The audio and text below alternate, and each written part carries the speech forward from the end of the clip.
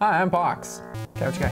You're watching the Two Smart Guys show, where every week we bring you the latest and greatest in hacking or tech news. Just getting the most out of your devices. Yeah, avoiding warranties in the most fun way possible.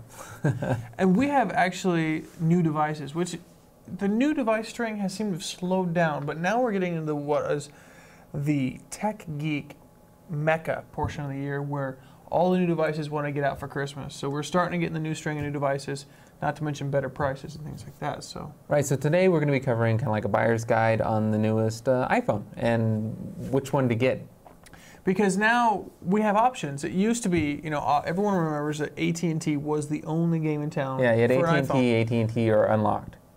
And and Unlocked was, you know, Like the hacker version. Yeah. Then Verizon got in the game. Yeah, just And this then- year. Just this year, which created changed the way that AT&T did their service, because they dumped the unlimited data plan. Right. Or right after Verizon came in and said, we're not going to have the unlimited data plan, even though we say it's unlimited. Yeah, well, a little bit before They throttled that. it. Okay. Well, yeah. Now we have another game in town, Yeah, now with the iPhone 4S, you can choose Sprint. which is completely different, because Sprint said, we're not going to cap our data if you buy the plan. Right. Because you actually have the option of buying the unlimited plan, right? Yeah. Yeah. They do have a limited plan, right? It's like, what, capped at 2 gigs? Yeah, they see Sprint's got a plan that's limited, or yeah, you can pick and choose. Yeah. And it's... It's eVideo revision A, so it's the slowest. Well, both Verizon and Sprint have the slower speeds. They're about a meg and a half. So it's not as fast as the AT&T? No, the AT&T can go up to 14 megs. But there's no way it ever will. Right now. Depends on where you're at. Okay. If you're that 1% of the population that lives. If you live in DC, if you live in DC, you'll hit woo. But other than that, yeah, you're probably not going to see it. So you're probably going to see at the most like 2.5. Yeah. So, in my opinion, having both, Verizon is slow and steady. It's like the tortoise and the hare. Yeah, it's reliably slow. It's reliably it's slow. there. It's consistently slow. Whereas But- AT&T, the minute it hits traffic, just fails. Yeah, it's like really fast and then it dies. And it would completely, not even Or you not have even a little like- slow, yeah. it just dies. You go out in the middle of nowhere, you have no service. That's what we ran into in Vegas when we were trying to get service during DEF CON. We just had nothing because it was just too much. Yeah. Yeah, so you either have the 3G that's fast or Edge that's slower, just nothing. So let's talk. I guess we should talk about the two different price options for phones, because we have what, a 16 gig and a 32 gig model, right? Right. So you're looking at $100 difference, depending on if you want to get the 16 or the 32 or the 64 gig. And that's across the board. That doesn't matter which provider Yeah, you're yeah, getting no matter charged the what. same amount of money. Yeah. And what is it? How much is that? Like, we're looking at how much to get the phone from the 4S right now. 4S runs you $199 for the 32 gig or $199? $299 for the 64 gig. I thought it was 16 and 32. No. Or do you have 3 versions now? Jeez, I can't even remember.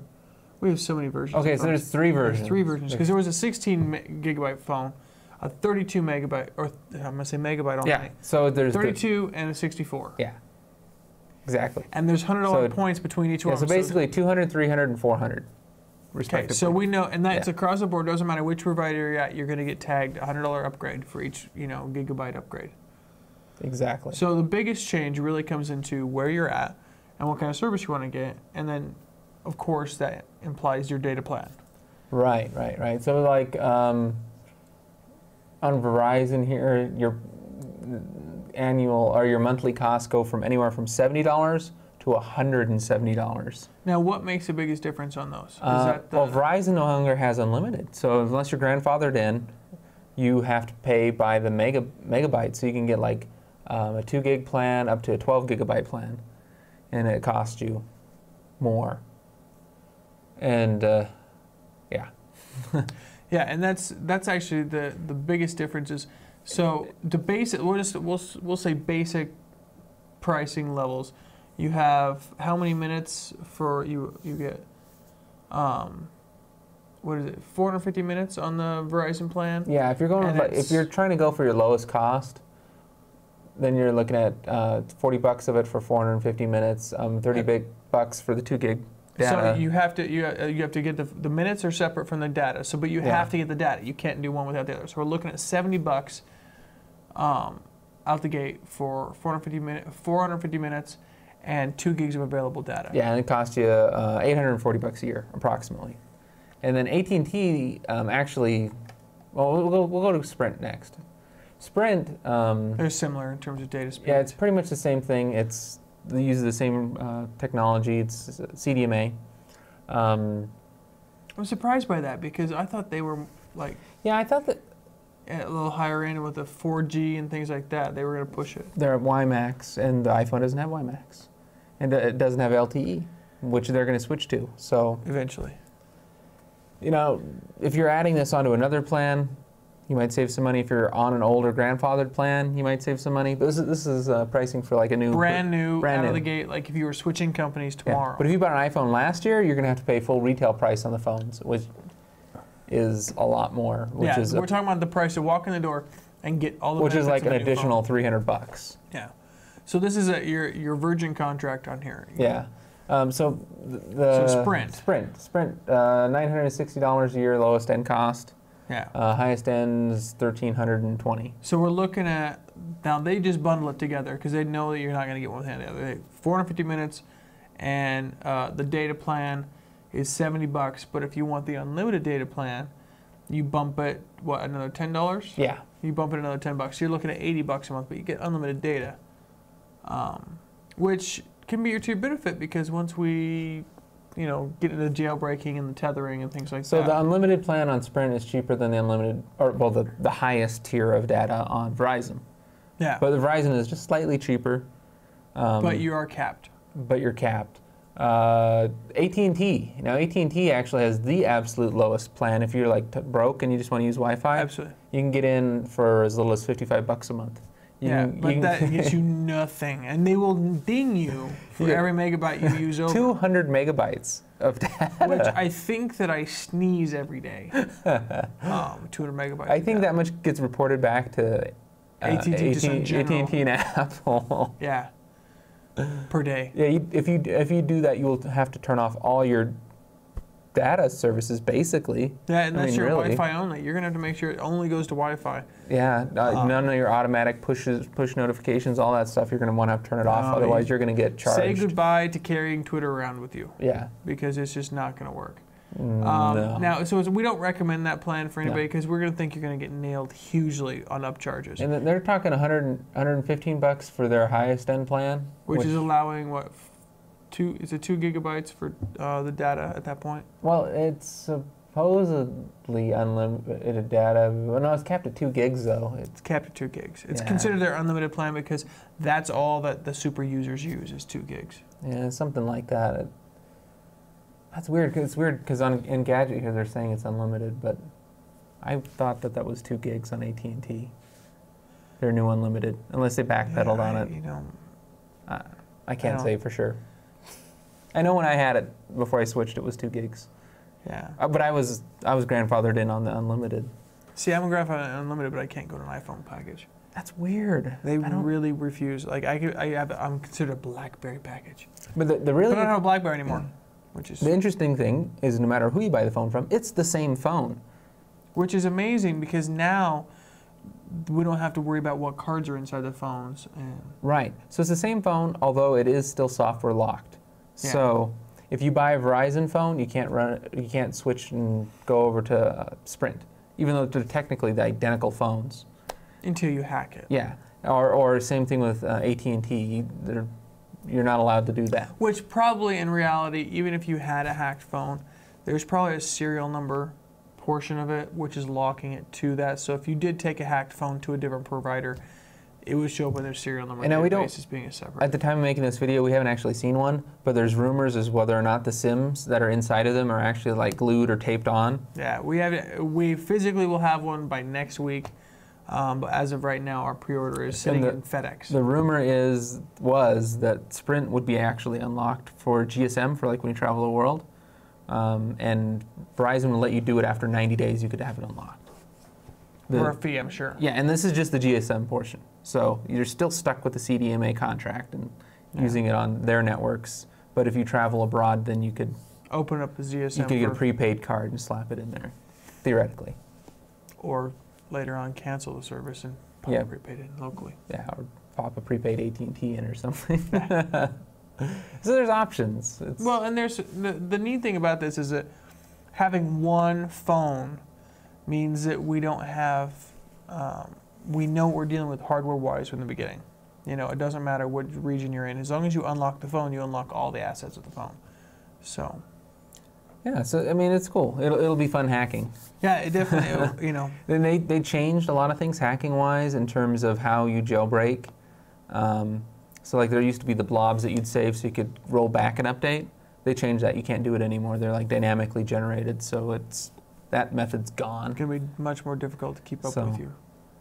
Unfortunately, that's going to be harder to do. Well, what that means mostly once you hack the phone, you can't as easily bring back to an unhacked state in case we, if we screw the hack, and we don't like the hack. Exactly. You can't pull it back. Like the way they make it, they design it so you can upgrade, but you can never downgrade. You can't downgrade that way. And that's a lot of people, like we started out doing that from the beginning, where it actually rewrote its firmware in the system so you couldn't downgrade the system. Right.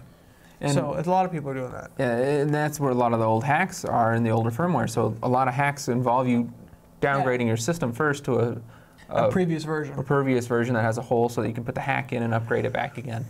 Yeah. And so and since they do automatic system upgrades anymore, it's just hard to keep. And that's the thing with iOS 5, it's automatic. You don't have to plug it into iTunes or nothing. You can just do the update through the phone. And I guarantee you they're not going to probably be asking you to do the update. They're just going to at some point just force the update on you. Well, right now they're asking, but like you said, in the future, they may not do that. Because I know that there are plenty of and they label it, and rightfully so. They have more tech support issues with people who don't upgrade their phones correctly or timely than they do with hackers. So, by rights, they're trying to make it more customer friendly, and as an offshoot, they basically murder the hacking side. I don't think they'll ever really force you per se, but they'll say like, oh, well, you can't use the new Mobile Me. It's not Mobile Me now, but their new iCloud service. Unless you would do the update. Well, yeah, so or if you use a Mobile Me or a Mobile iCloud, you're automatically going to get updates. Yeah, you just won't be able to use them unless you update. Yeah, and they definitely most of the time do that. that's how the registration, it's in the small print. So we're excited for the phone. I guess one of the things they should have covered beforehand was like, why bother getting the phone? Why not just stick with an iPhone 4 or buy the 8 GB iPhone 4? And there's some really cool stuff like its dual core processor, it's got 8 times faster graphics, it's got an 8 megapixel camera in it, and a bigger aperture for better low light, and I think they threw an extra like lens in there. Supposedly the pictures are going to look great. Of course, the ones they show look great. Of course they do. And then the video does 1080p, which I'm excited about. That's going to be an interesting. And it's got a stabilization in there, so it doesn't look as blurry and jittery, and it didn't look like it had nearly as much rolling shutter. Well, the higher resolution may or may not be we'll see. We'll see. Their demo video showing side by side made it look good, but there's cheats. Yeah, they can make things look good. Well, and there's things that you can do, like increasing the shutter, like the actual shutter speed, which makes everything look hyper reality. That's one of the things that, like the bloggy and other things that were 1080p were doing, to try and avoid rolling shutter. It was all over the place, but had it had a slower actual shutter speed instead of what it had, instead of being 1/60th of a second, it was probably 1/250th or something like really, really high. Had it been down to 1/60th where it was, it probably would just rippled. Jello-y. And so there's certain tricks, but you start looking at the video and suddenly everything's hyper edged and hyper reality, and we're gonna play with it. Interesting. For sure, we're gonna. I just thought about this. I could be using not the iPhone, but the iPad has mirroring, and so does this new iPhone 4S. We could use it as a camera with the HDMI out adapter. There you go. Just to see, for the heck of it. As soon as we get it and we start playing with it, you're gonna start to see stuff like that. We always bring in, you know, all this kind of crazy stuff, and we will push it until it breaks. Another fun thing, as always, that might be kind of cool with hacking is it's going to have Bluetooth 4.0. It's the very first device on the market with Bluetooth 4.0. Which means it'll guarantee they're going to have 3 or 4 upgrades to that firmware. Yeah, it's interesting that it's like 4 is like a combination of a whole bunch of different Bluetooth specs. Yeah, I apparently. think there's a lot of power saving stuff inside of 4. And I think they're really trying to stretch not so much the distance anymore that it'll transmit, but quality in shorter spaces and quality in lower power. Yeah, so they're talking about like that versus RFID. They're saying that they can make chips that are that small and low power that it could replace that spec, or the mobile payment system. I can't remember what that's called. It's part of RFID. It's one of those. It's all based off RFID tagging. So. And then they're talking about a whole nother show. Like a Wi-Fi part of it that's similar to Wi-Fi for networking. It's probably the mesh network stuff that they were talking about. Yeah, so it's where it's just like where it can communicate to other devices that are similar to it directly in a different spectrum that doesn't. It'll be interesting to see what they do with that because nobody announced. They didn't really talk about it at all. I think that's what qualifies the data portion of it. Yeah. Is when they're doing the Wi-Fi side of it. And then the Wi-Fi comparison. A digital compass. The iPhone 4 had a compass, but this one has a digital compass. So, is that when 2012 happens and everything changes and just reset the mod? The compass in the current phone is useless because like 9 times out of 10 it shows this this infinity loop, and you have to do this figure 8 hourglass thing to get it to work. So hopefully whatever their digital compass is makes it. It's probably trying to compensate better for the metal. Yeah. And then antennas, they've got auto switching antennas depending on how you hold it. Did they fix the bumper bar thingy? That's what they're saying, that it dynamically switches between different antennas to get the best signal. They didn't fix it because they're shipping bumpers to people still. They never fixed it. No. Yeah, anyways, I don't know. It depends on. I mean, I can kind of believe what they were saying. With any phone, you cover up the antenna, the signal goes away. Well, yeah, but they made it very, very much the side of it, So antennas don't always encompass the entire outside of the phone. Yeah. And that made it both sides of it. It saying so much that it was the cover up, you just had to short out because of, human conductivity to do it. So it'll be interesting to see that. Longer talk time, supposedly, but less standby battery, which is weird. They give you 8 hours of talk time, but less standby. Which means it doesn't really have that much. It's going to have less battery power. Yeah. Which, as we all know, is not a bad problem already with the phone. Actually, this is probably the best battery life I've ever had in a phone. Really? Yeah. It lasted that long? I mean, I'll tell you what, it hasn't been a unified experience I think that everyone else has had. I think there's been kind of mixed feelings on the battery life. But I think that's just in general. The more we get to digital stuff, the older iPhones is really bad. The more we start playing with stuff, we're not using our phones just for phones like we used to. So. Yeah. That's what I wanted to ask people. In the comments, if you know what the heck the digital compass is, please let me know, or I have a link to it. Yeah. Well, I couldn't find anything on it. I was like, there's a digital compass. What the hell is a digital compass? Yeah. Well, and why would the concept of digital compass is kind of humorous in many ways. Yeah. Still, iPhone, even though the screen's the same, it's still the highest resolution screen you can get on a phone, regardless of the size of the phone, because the Bionic and these new Droids got bigger screens, but they're still not as high resolution. So it's interesting. The question everyone should be asking is, are they going to have Netflix on the phone? Of course. Well, I'm just saying, no one's even mentioned that one yet. Why wouldn't they? They had it on the 4. Yeah. But why would they take it away on the new one? Well, because they start changing things every time there's a new phone comes out, and certain things don't work. Like Lion came out and things got screwed up. The new iOS 5 came out. And did they break it? Did they screw the pooch on that? Yeah, we'll have to go over the features of iOS 5. It's pretty interesting. They changed up a lot of stuff. They did, and everyone in the world is downloading it right now. Yeah. Anyways, I think that's it for this show. Post in the comments below your thoughts on which is the best plan to get, and we're definitely why or why not to get it. Again, just because it's not jailbroken yet. Yeah, so as soon as it's jailbroken, There'll be a video on it here. Yeah. So twosmartguys.com. Please subscribe to the feed. yeah, Catch more poke a button shows. right on the side here that says subscribe.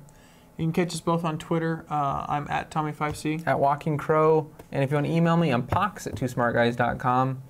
And I'll send you a free little Two Smart Guys sticker if you answer the trivia question for the week. Which I have no idea what we want to do for a trivia question. Um, Hurry, quick, on the spot. Think of one. This one's not going to be so much for paying attention, but it's going to be the first person who tells me what the hell a digital compass is. Yes. Send Pox at twosmartguys.com, a text sheet on what's up with the digital compass. And you will get a sticker. Yes.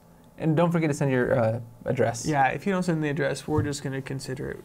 You didn't want the sticker. And if you put it in the bottom of the YouTube comments, we're going to stop, prompting you for the, how to win. And as long as it's not like outrageously expensive, I will ship out of country.